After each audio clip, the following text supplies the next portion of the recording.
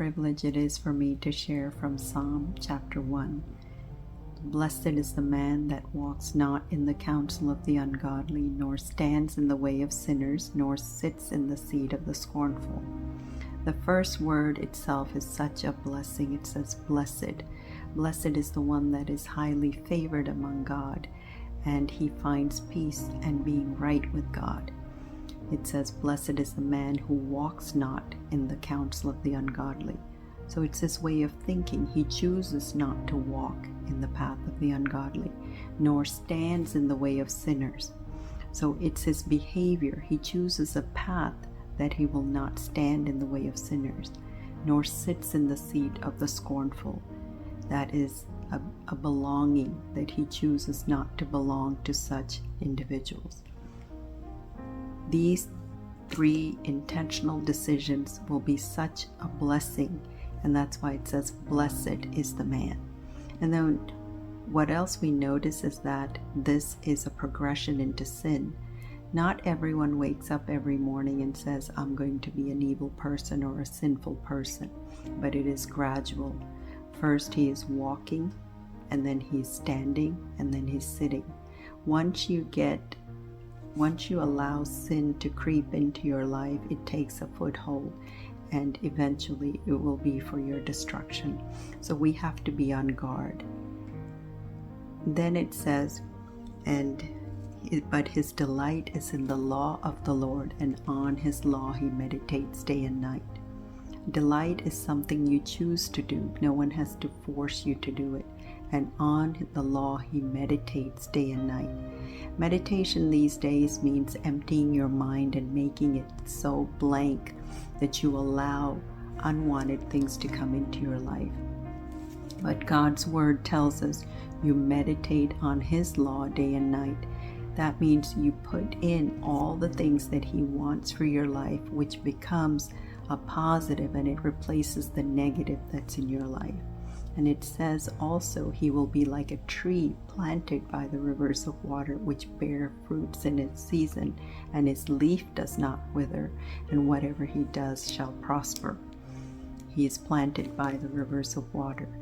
Jesus said, I am the living water. He who comes to me will never thirst again. So we draw that refreshing water that keeps the tree full of life and vibrancy. It bears fruit in due season. Not every season will we have a very productive where we bring forth fruit, but even in those dormant state, we have a chance of growth where we will become more strong in our faith, and we'll be grounded in that faith. It says the leaf will not wither. We are evergreen in the sight of God. God protects us and keeps us strong in him. And it says, and whatever he does, he will prosper.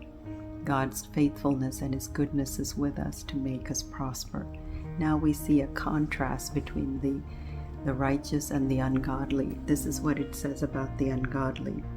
Not so the wicked, they are like a chaff that the wind blows away. What is a chaff? A chaff is the covering over a seed. So once the seed comes out, the chaff has no weight, it has no substance.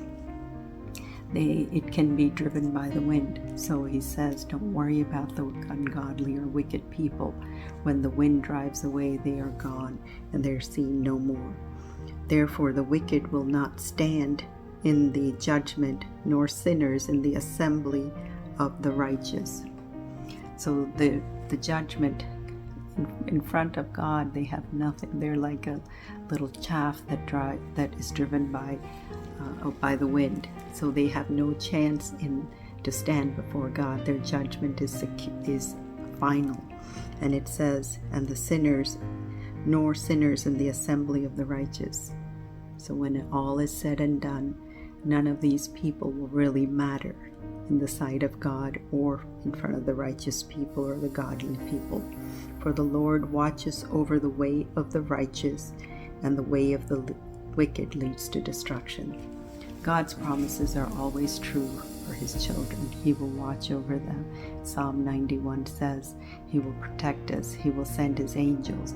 He will keep our foot from dashing into the stone. Because he calls to me, I will answer him. I will deliver him. And by his righteous hand, he will save us.